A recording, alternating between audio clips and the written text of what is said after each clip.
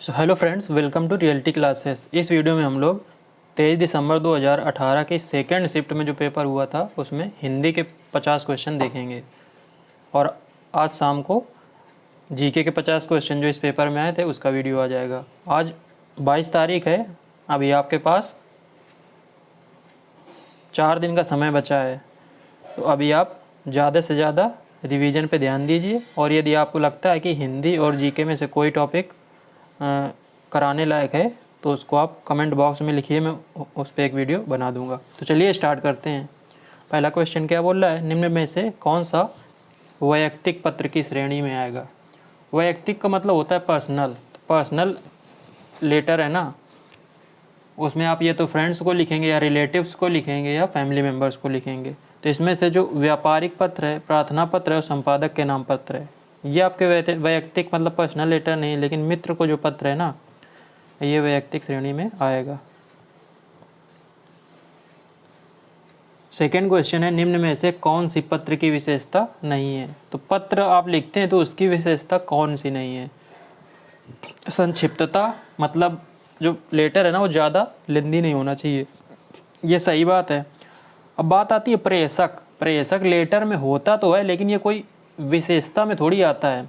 क्रमबद्धता मतलब एक सही ऑर्डर में कि पहले क्या लिखेंगे उसके बाद क्या लिखेंगे, ये आपको एक ऑर्डर फॉलो करना चाहिए, तो ये भी विशेषता है। विनयशीलता मतलब मैनर्स, आपको ना उसकी भाषा है ना इस तरह की रखनी चाहिए कि सामने वाले को अच्छा लगे पढ़ते टाइम।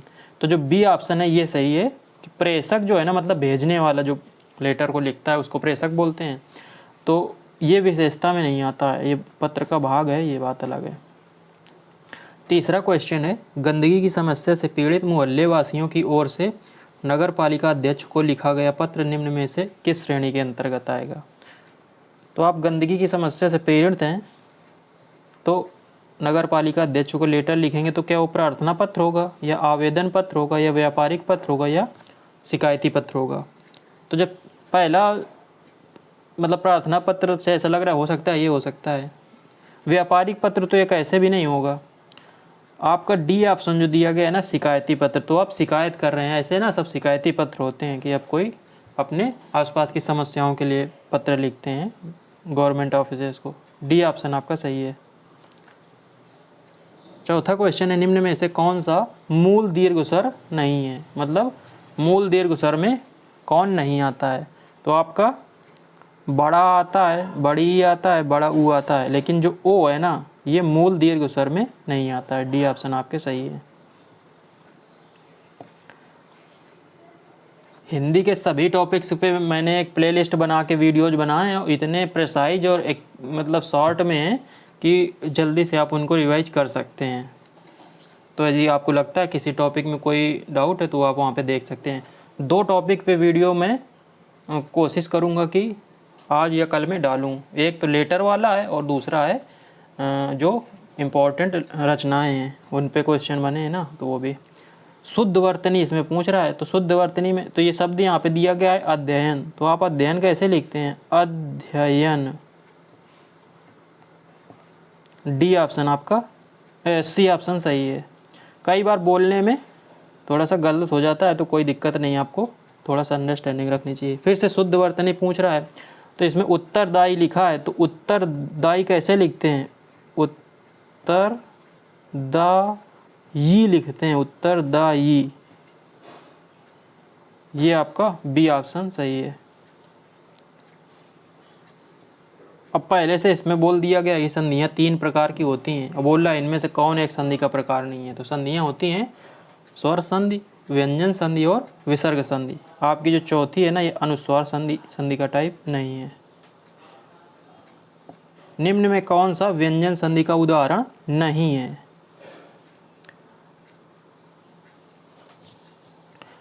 पहला जो दिया गया है ऑप्शन जगदम्बा, तो इसका आप संधि विच्छेद करेंगे तो जगत प्लस अम्बा, तो ता का दा हो गया, ये तो है। दूसरा है विद्यालय, तो विद्या प्लस आलय, ये आपका दीर्घ स्वर संधि है, तो ये व्यंजन संधि नहीं है। संतोष और अहंकार ये दोनों हैं आपके व्यंजन संधि। देशभक्ति में समास पूछ रहा है आपको, तो इसका समास विग्रह करेंगे तो आएगा देश के लिए भक्ति, तो आपका कौन सा हो गया, प्रथमा कर्ता ने द्वितीय कर्म को तृतीय शरण करण से के द्वारा चतुर्थी संप्रदान को के लिए, तो ये चतुर्थी तत्पुरुष है, बी ऑप्शन सही है। पंचवटी में समास आपसे पूछ रहा है तो 5 वटों का समाहार, तो आपका नंबर आ गया, तो आपका हो गया द्विग समास, सी ऑप्शन सही है। अधिकारी में कौन सा उपसर्ग है, तो अधिकारी में अधि उपसर्ग लगा है, बी ऑप्शन आपका सही है। बोल रहा है कि किस शब्द में आ उपसर्ग नहीं लगा, ये नहीं शब्द को भी ध्यान देना है।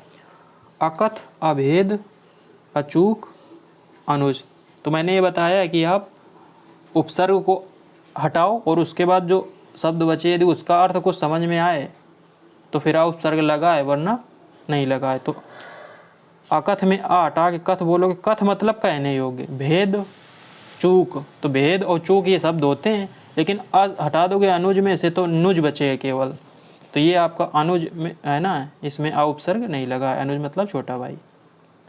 अब प्रत्यय से आगे बोल रहा कि इसमें नी प्रत्यय नहीं लगा है, फिर वही फंडा लगाओ, नी को आपको हटाना है, तो शेर, शेर तो ठीक है ना, होता है ना शेर, शेरनी, मोर, नौकर, कुटनी, तो इसमें देखो नौकर में आनी है ना, ये प्रत्यय लगा हुआ है, नौकर, नौकरा थोड़ी होता है, नौकर होता है ना, नौकर प्लस आनी, तो इसमें आनी प्रत्यय लगा है, नी नहीं लगा, इसलिए ऑप्शन सही है। कुट भी शब्द होता है, कुटनी हो गया। अब बोल रहा है कि तत्सम नहीं है, तो मैंने बताया है कि तत्सम जो होते हैं ना वो संस्कृत भाषा के शब्द होते हैं, और तद्भव होते हैं मतलब संस्कृत के शब्दों को हम लोग बोलने के आसानी के लिए थोड़ा सा तोड़ मरोड़ के प्रयुक्त करते हैं हिंदी में। तो जो तद्भव, तत्सम और तत्सम ये सब होते हैं ना, वो हिंदी भाषा के शब्दों की बात हो रही है जो हम लोग हिंदी बोलने में प्रयुक्त करते हैं। यहाँ पे सब्जेक्ट ही हिंदी पढ़ रहे हैं, संस्कृत तो हम लोगों के सिलेबस में है नहीं। तत्सम, तो जैसे कपाट पहला पूछ रहा है ना, तो आपको कैसा लग रहा है ये, है ना सही कपाट। कीटक, कीड़े के लिए कीटक आता है, किवाड़ के लिए कपाट आता है। अब सी दिखा है जैसे कूचिका, कूची लिखा है, तो कूची नहीं होता है ना, मतलब कूची तद्भव होता है, इसको यदि तत्सम लिखेंगे तो कूर्चिका होता है। और कुम्हार का कुंभकार, तो ये आप कुंभकार जो लिखा है ये तत्सम है। तद्भव की बात आ गई, कौन सा तद्भव है। पक्ष, पक्षी, पतन, पत्ता, तो जो पत्ता लिखा है ना ये पत्ता नहीं होता है, मतलब पत्ता तद्भव होता है, ये यही पूछ रहा है, तद्भव पत्र होता है एक्चुअल में इसका तत्सम, बाकी पक्षी, पक्ष, पतन ये तत्सम है। अब इसमें पूछ रहा है तत्सम कौन सा है, सोलह, शोभन, सोता, सोना। तो 16 जो है ना, तो इसको आप खोडस लिखते हैं। जो शोभन शब्द है ना ये आपका तत्सम है। बाकी जैसे सोता है तो सोता का स्रोत होता है, सोना का स्वर्ण होता है तत्सम। उत्पत्ति के आधार पर शब्दों के 4 भेद किए गए हैं, उनमें से कौन सा भेद गलत है। तो तत्सम, तद्भव, देशज, विदेशज ये सब होते हैं, यौगिक नहीं होता है। सी ऑप्शन आपका सही है। अब बोल रहा है कौन समूहवाचक संज्ञा नहीं है। नहीं शब्द भी याद रखना है। सभा, कक्षा, भीड़, दौड़। तो सभा कई लोग होंगे, कक्षा में भी कई लोग होंगे, भीड़ में भी कई लोग होंगे, लेकिन जो दौड़ है ना ये समूहवाचक नहीं है। अब ये बात अलग है कि आप दौड़ में कई लोग भी हो सकते हैं, अकेले की भी दौड़ हो सकती है, तो ये दौड़ है ना इस समूह को नहीं दर्शा रहा। बाकी में आप ये नहीं है कि कक्षा में एक ही व्यक्ति होगा, भीड़ भीड़ एक लोग से बनेगी नहीं, ना ही सभा बनेगी। अब आ गया द्रव्यवाचक संज्ञा। खटाई कौन सी द्रव्यवाचक संज्ञा है ये पूछ रहा है। खटाई, मिठाई, दूध, ठंड।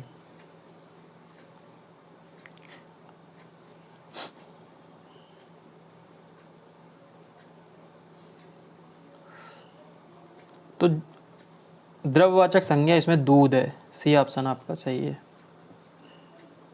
अगला क्वेश्चन बोल रहा है कि वह आप ही चला गया, इसमें जो आप है ना वो सर्वनाम का कौन सा भेद है, किस तरह का है। तो जो आप है ना ये निजवाचक सर्वनाम है, बी ऑप्शन सही है। गिलास में थोड़ा दूध है, अब इसमें बोल रहा है कि जो थोड़ा लिखा है ना विशेषण के किस भेद के अंतर आता है। तो थोड़ा का मतलब क्वांटिटी परिणामवाचक, ये ऑप्शन आपका सही है। अगला क्वेश्चन है क्रिया के मूल रूप को क्या कहते हैं। तो क्रिया का जो मूल रूप होता है ना उसको धातु बोलते हैं। तो हम लोग पढ़ते हैं ना धातु रूप शब्द रूप, तो जो धातु रूप है ना वो क्रिया के ही मूल रूप होते हैं। अगला क्वेश्चन है मैं वहाँ होकर आया हूँ, इसमें अव्यय कौन सा है। ऑप्शन आपके नीचे दिए गए हैं। मैं वहाँ होकर आया हूँ, तो इसमें अव्यय है वहाँ, बी ऑप्शन आपका सही है। क्वेश्चन नंबर 24 क्या बोल रहा है, उसने कटोरा भर दूध पिया, इसमें अव्यय कौन सा है। तो इसमें अव्यय है आपका भर, सी ऑप्शन आपका सही है, ये कटोरा भर। अब अनाथ का पर्यायवाची पूछ रहा है, नहीं है। तो बेसहारा है, यतीम है, निराश्रित है, अनाड़ी है ना, ये अनाथ का पर्यायवाची नहीं है। क्वेश्चन नंबर 26 क्या बोल रहा है, विचित्र का पर्यायवाची क्या है। विरुद्ध, प्रतिकूल, विलक्षण, विपरीत। तो इसमें विचित्र का पर्यायवाची क्या होगा, विलक्षण, सी ऑप्शन आपका सही है। अगला है क्वेश्चन नंबर 27, अमृत का इसमें विलोम पूछ रहा है कि अमृत का विलोम क्या होगा। तो अमृत का होता है विष, डी ऑप्शन आपका सही है। अगला क्वेश्चन नंबर 28 क्या बोल रहा है, निंदा का इसमें विलोम। तो निंदा का होता है मतलब निंदा करना तो प्रशंसा, तो प्रशंसा को ना स्तुति ही बोलते हैं, तो ये ऑप्शन आपका सही है। अगला क्वेश्चन नंबर 29, को कोई नहीं टाल सकता, तो नियति को कोई नहीं टाल सकता। तो अब नियत, निमित्त, ये बी ऑप्शन आपका सही होगा, नियति को कोई नहीं टाल सकता। अगला क्वेश्चन नंबर 30, अपने के लिए लड़ना धर्म है। तो अपने सत्व, स्वत्व, सम्मति, सम्मत, तो अपने स्वत्व के लिए लड़ना धर्म है, बी ऑप्शन इसका सही है। अगला क्वेश्चन है 31, अनियमित के लिए उचित वाक्यांश चुनना है। मतलब जो तो जिस पर कोई नियंत्रण ना हो, जो नियम अनुकूल ना हो, जिसके संबंध में कोई निर्णय ना हुआ हो, जिसका निवारण नहीं हो सकता। तो अनियमित का मतलब जो नियम के अनुसार ना हो, बी ऑप्शन आपका सही है। अब वाक्यांश के लिए एक शब्द फिर से आ गया, मतलब उसमें शब्द दिया था उसके लिए वाक्यांश था, अब इसमें वाक्यांश दिया शब्द पूछ रहा है, जिस पर आक्रमण हो उसको बोलते हैं आक्रांत, और जो आक्रमण करे उसको बोलते हैं आक्रांता। मुहावरा अगले क्वेश्चन में पूछ रहा है 33 में क्या पूछ रहा है, गोड़ गोबर कर देना, मतलब सब खराब कर देना, तो अपना बना बनाया काम बिगाड़ देना, सी ऑप्शन आपका सही है। हथियार डाल देना मतलब हार मान लेना, कहीं पे लिखा है, हाँ ये लिखा है हार मान लेना, डी ऑप्शन आपका सही है। क्वेश्चन नंबर 35 फिर से लोकोक्ति आ गया। देखो इसमें 2 मुहावरे और लोकोक्ति एक आ गई, तो मतलब 3 क्वेश्चन मुहावरे लोकोक्ति से। तो पेपर थोड़ा इस तरह से बना है ना कि जिस टॉपिक को उन्होंने लिया तो 2-3 क्वेश्चन उससे पूछे ही हैं। चमड़ी जाए पर दमड़ी न जाए, इसका अर्थ पूछ रहा है, मतलब जो कंजूस लोग होते हैं ना उनके लिए उपयुक्त होता है, तो मतलब बहुत कंजूस, सी ऑप्शन आपका सही है। अगला क्वेश्चन नंबर 36, मिश्र वाक्य इसमें से पूछ रहा है कि मिश्र वाक्य कौन सा है। चलो पढ़ते हैं। रण में सेनापति को वीरता दिखाने के कारण राष्ट्रपति ने उसे वीर चक्र प्रदान किया। मतलब जिसमें 2 वाक्य जुड़े होंगे तो वो मिश्र वाक्य होगा, तो इसमें तो जुड़े तो है नहीं कोई। उसे लूट के अतिरिक्त पीटा भी गया, उसने मान लिया कि दोष उसका है, मेरा मित्र आया और हम दोनों सैर करने चले गए।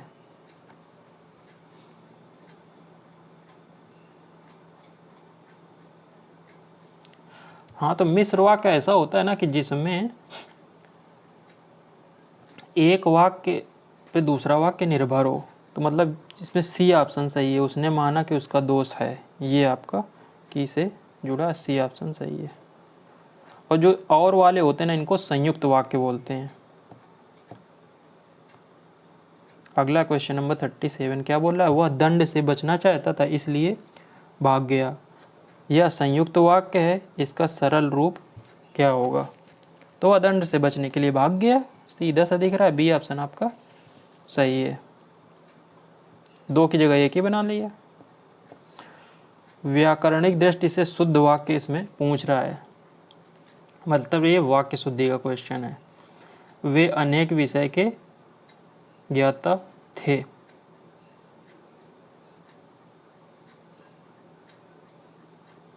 इस समय 4 बजे हैं, सब लोग अपनी राय दें। आंसू से मेरा रुमाल भीग गया। शुद्ध वाक्य इसमें है बी, इस समय 4 बजे हैं। कर्मवाच्य वाला वाक्य इसमें चुनना है।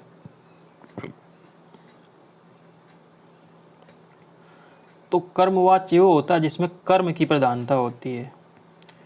ऐसा कहते हैं कि तुम लिख नहीं सकते, बिल्ली के हाथों चूहा मारा गया, उसे सब बता दें। तो इसमें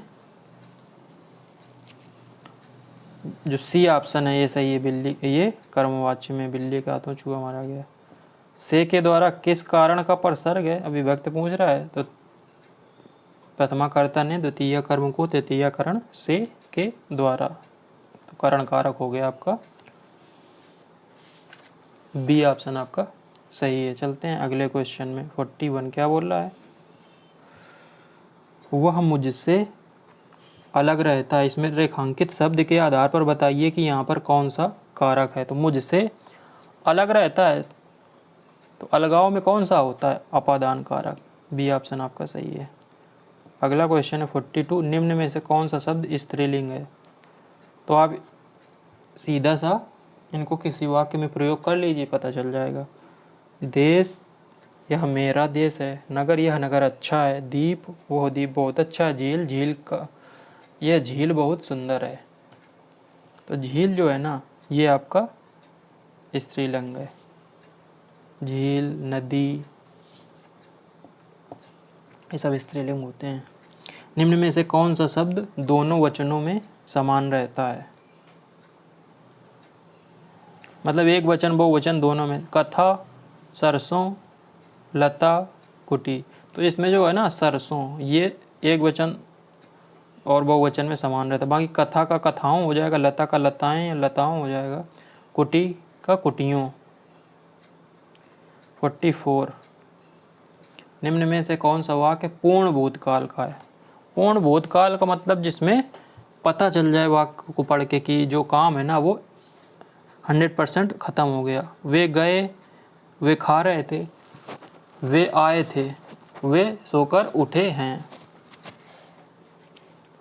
तो इसमें जो सी ऑप्शन है ना ये सही है। ये आपका पूर्ण भूतकाल का है। अब आप सोच रहे होगे वे गए, तो ये ना सामान्य भूतकाल इसमें बोलते हैं। वो सोकर उठे हैं, ये आसन्न भूतकाल है।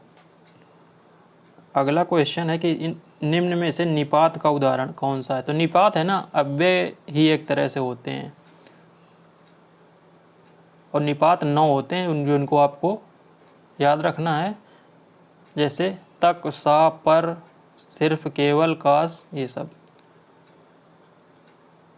तो आपका जो ठीक है ना ये भी निपात के अंतर्गत आता है।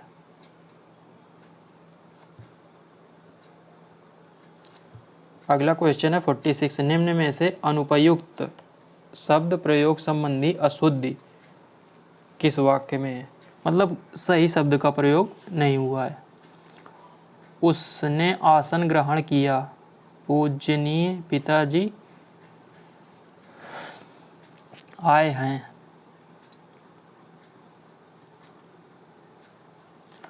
तो देखो दूसरा जो ऑप्शन ये दिया है ना पूजनीय, तो यह तो आप लिखो पूजनीय, तो सही होगा आपका पूजनीय,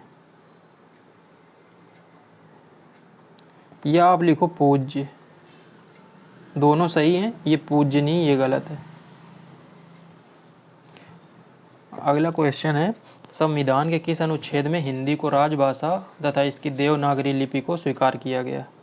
ये अनुच्छेद 343 बहुत इम्पॉर्टेंट है, कभी भी आ जाता है, जिसमें हिंदी जिस पेपर में आती है ना, ये वाला क्वेश्चन कभी पूछ सकता है।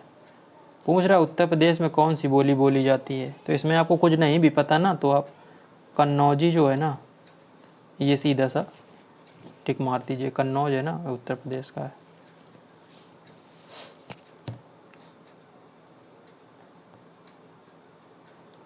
उनचास 50 जो क्वेश्चन नंबर है ना, इसमें हिंदी टू इंग्लिश और इंग्लिश टू हिंदी ट्रांसलेशन है। इसमें भी मैं आपको ट्रिक बता रहा हूँ, यदि आपको कुछ डाउट होता हो तो सीधा सा, जैसे अब हिंदी से इंग्लिश में बोल रहा है तो सभी के आपको मीनिंग यदि पता चल गया, मामला का होता है मैटर, ठीक है। अभी भी का मतलब होता है स्टिल, और विचाराधीन का मतलब होता है कि अंडर कंसिडरेशन। तो तीनों शब्द जिसमें प्रयुक्त हुए हैं तो वो आपका सही हो जाएगा। देखो, matter, still, under consideration, C option आपका सही है। एप्लीकेशन में भी रिजेक्टेड, तो एप्लीकेशन का मतलब आवेदन, रिजेक्टेड मतलब अस्वीकार, तो स्वीकार, तो ये तो गलत है। मे बी का मतलब होता है कि हो सकता है, तो सीधा सब एप्लीकेशन में भी रिजेक्टेड मतलब जो आवेदन है ना वो अस्वीकार किया जा सकता है। डी ऑप्शन इसका सही है, आवेदन अस्वीकार किया जा सकता है। ये हो गए आपके 50 क्वेश्चन। इससे आपको आइडिया मिल जाएगा कि आप अभी किस प्रिपरेशन के लेवल में हैं। पेपर का लेवल काफ़ी ठीक ठाक था, 45 से 47 के बीच में तो कम से कम सही होने चाहिए क्वेश्चन, 45 से कम तो कैसे भी नहीं। चलिए मिलते हैं अगले वीडियो में, तब तक के लिए नमस्कार, धन्यवाद।